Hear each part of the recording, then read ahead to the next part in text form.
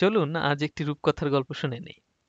তো প্রত্যেকটি রূপকথার গল্প যেভাবে শুরু হয়, সে অনেক অনেক দিন আগে এক দেশে এক রাজা ছিল এবং সে রাজ্যের নাম ছিল প্রজাপতি রাজ্য। তো প্রজাপতি রাজ্য কেন নাম? কারণ সেই দেশে যেরকম খুব চমৎকার চমৎকার ঘাস আছে এবং অফকোর্স সেখানে অনেক প্রজাপতি আছে, ছোট বড় অনেক। এই জন্য এই রাজ্যের নাম হচ্ছে প্রজাপতি রাজ্য।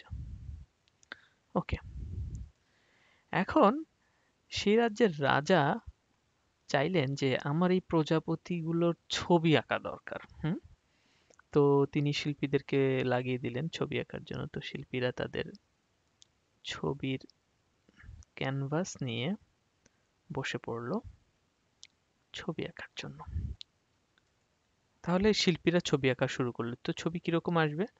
এরকম হয়তো কিছু প্রজাপতির ছবি তারা এঁকেছে, তো তারা কিছু ঘাসের ছবি এঁকেছে। তো তারা প্রথমেই যে চ্যালেঞ্জের সম্মুখীন হলো সেটি হলো যে কি করে একটি ত্রিমাত্রিক অর্থাৎ থ্রি ডাইমেনশনাল একটি ওয়ার্ল্ডের কোঅর্ডিনেটকে কিভাবে একটি 2D ক্যানভাসে আনা যায়।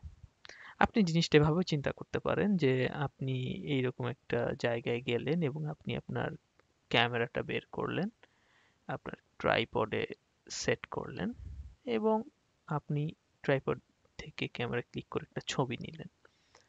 তো ছবিটা কিভাবে উঠলো? ছবিটা যদি আপনি প্রিন্ট করেন কিংবা কম্পিউটারে দেখেন, তাহলে ছবিটা কি একটা দ্বিমাত্রিক ছবি না? অর্থাৎ এটা টু ডাইমেনশনাল। অর্থাৎ আমি যদি এই জায়গাটার একটা ছবি আঁকি এখানে, তাহলে এটা যদি প্রিন্ট করা ছবি হয় এই ক্যামেরার, এই ডিজিটাল ক্যামেরা থেকে ক্যাপচার করা ছবিটা যদি আমি প্রিন্ট করি, ধরুন ছবিটা এরকম এসছে, তাহলে ছবির এটা হচ্ছে ধরে নিলাম এক্স কোঅর্ডিনেট, এটা ওয়াই কোঅর্ডিনেট। তাহলে এটা কি একটা টু ডাইমেনশনাল না? অর্থাৎ অনেক সময় সে ম্যাথামেটিশিয়ানরা R2 বলেন, অর্থাৎ এটা একটা আর ফর রিয়েল নাম্বার এবং টু ফর টু ডাইমেনশন। এবং এই যে ওয়ার্ল্ড কোঅর্ডিনেট যেটাতে তিনটা ডাইমেনশন হচ্ছে, অর্থাৎ ক্যাপিটাল এক্স, ক্যাপিটাল ওয়াই এবং ক্যাপিটাল জেড দিয়ে আমি যেটা লিখেছি অর্থাৎ 3D, এটাকে অনেক সময় লেখা হয় কম্পিউটার ভিশন কিংবা কম্পিউটার থিওরিটিক্যাল ম্যাথামেটিক্যাল নোটেশনে লেখা হয় সাধারণত R3 এবং এগুলোকে লেখা হয় R2। তো আজ আমরা যে জিনিসটা শিখবো সেটি হচ্ছে যে কিভাবে এই ত্রিমাত্রিক ছবিকে দ্বিমাত্রিক ছবিতে প্রজেক্ট করা যায়। অর্থাৎ এখানে কতগুলো শব্দ আমরা এখানে নতুন যোগ করব। প্রথম শব্দটি হচ্ছে প্রজেকশন, অর্থাৎ প্রজেক্টিভ। আমরা প্রজেকশন শব্দটা আসছে যে কিভাবে 3D কে 2D তে প্রজেক্ট করা যায়, অর্থাৎ 3D একটা সিনকে কিভাবে 2D সিনে প্রজেক্ট করা যায়। এবং এটা প্রজেক্ট করার জন্য এক ধরনের ট্রান্সফরমেশন হয়েছিল। সে যে ট্রান্সফরমেশনের মাধ্যমে এই এক্স ওয়াই জেড, যেটি কিনা অনেক সময় ওয়ার্ল্ড কোঅর্ডিনেটও বলা হয়, এটি corresponding to small x small y, অর্থাৎ এই স্মল এক্স স্মল ওয়াই এর সঙ্গে কানেক্টেড, যে ট্রান্সফরমেশনের মাধ্যমে এই ঘটনাটা ঘটবে সেই ট্রান্সফরমেশনকে আমরা বলবো projective transformation. So projective transform. এবং যে জিওমেট্রি আমাদেরকে এটি করতে সাহায্য করবে তাকে অবশ্যই কি বলা হয়? Projective geometry. তো চলুন একটা এক্সাম্পল দেখে ফেলা যাক। ধরুন আমি এই ছবিটা ধরুন ছবিটা এঁকেই ফেলি।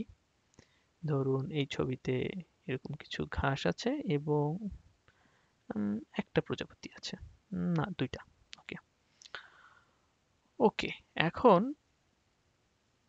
আমার প্রশ্ন হচ্ছে যে এই প্রজাপতিটার লোকেশনটা কোথায়? তো ধরুন এই আমি সেন্টিমিটারে মাপলাম যে ধরুন এই ছবিটার এটি হচ্ছে 10 সেন্টিমিটার, অর্থাৎ এক্স অ্যাক্সিসে এটি যদি আপনার অরিজিন হয়, তাহলে 1 2 3 4 এরকম করতে করতে 10 পর্যন্ত আসলাম। আর ওয়াই অ্যাক্সিসে যদি একই রকম ভাবে আমি আগাই, তো ধরুন এই বরাবর মেবি 12 ধরুন। তো প্রজাপতিটা ধরলাম এই লোকেশনে আছে, অর্থাৎ এক্স ওয়াই যদি বলি তাহলে স্মল এক্স স্মল ওয়াই এটি হচ্ছে 10 এবং 12। এখন এইটা কোথাকার ছবি, এটা ধরে নিলাম এই প্রজাপতিটার ছবি তোলা হয়েছে। তো তাহলে এই প্রজাপতিটার ওয়ার্ল্ড কোঅর্ডিনেটে বা 3D কোঅর্ডিনেটের পজিশন কত ছিল।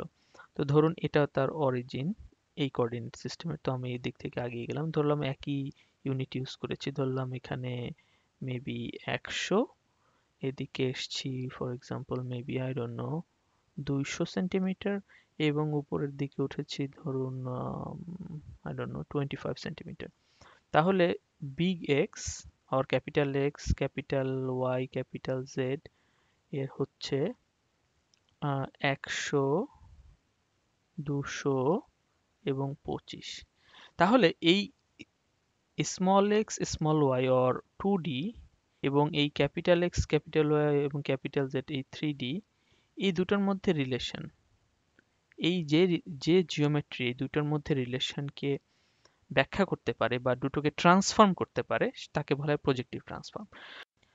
আচ্ছা, তাহলে আজকে আমরা কি শিখলাম, যে যদি একটি 3D সিনকে 2D সিনে রূপান্তরিত করতে হয় কিংবা ট্রান্সফর্ম করতে হয়, তাহলে যে জিওমেট্রির হেল্প নিতে হয় তাকে বলে প্রজেক্টিভ জিওমেট্রি। এবং তো প্রশ্ন জাগতে পারে যে সেটা আমরা কেন করলাম, কেন আমাদের দরকার। তো একটা উদাহরণ দেওয়া যায়, একটা অ্যাপ্লিকেশন হচ্ছে 3D রিকনস্ট্রাকশন। তার মানেটা কি? ধরুন আপনি চাচ্ছেন যে এই টোটাল জায়গাটার একটা 3D রিকনস্ট্রাকশন করবেন ফ্রম 2D পিকচার।